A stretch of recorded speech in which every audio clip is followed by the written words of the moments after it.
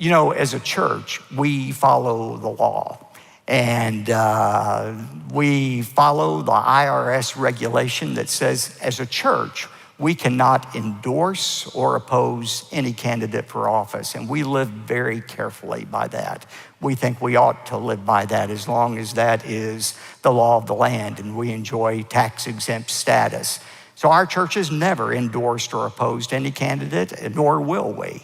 Now, as pastor, I'm free to endorse anybody I want to. I'm an American citizen. I don't check those rights in at the door. And I'm free under the law. I could serve as somebody's campaign manager if I wanted to do that. And that's not an issue. But as a church, we don't endorse candidates. But what we do endorse is the responsibility of every Christian to vote. And if you heard me this morning on Fox and Friends, I was explaining to Ainsley Earhart why we as Christians are mandated to vote. No, voting's not in the Bible. I agree with that. But remember, in biblical times, you didn't get to vote for kings and emperors. They were imposed upon you, and their policies were imposed upon you.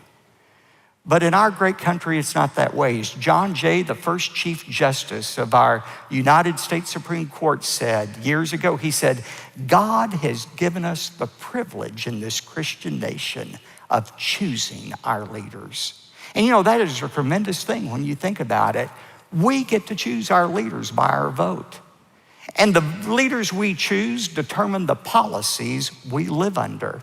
And the policies they establish determine the moral and spiritual direction of our country.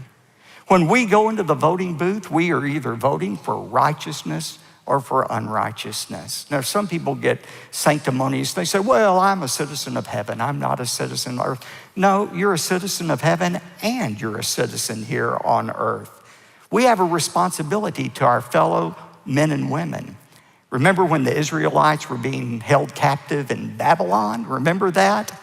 And Jeremiah the prophet told these Jews living in a foreign country, Jerusalem was their home, but they were in captivity in Babylon. Still, Jeremiah says, be concerned for the welfare of the city in which you live.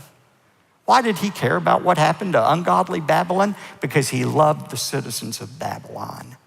And if we love our neighbors as ourselves, as Jesus commanded, we care not only about the policies we have to live under, we care about the policies others live under.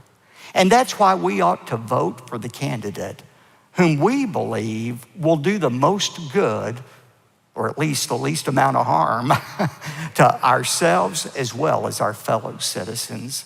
So what I want to encourage you to do today, if you have not voted yet, vote this coming Tuesday. Let your voice be known. That is a responsibility of every child of God. Thank you for doing that.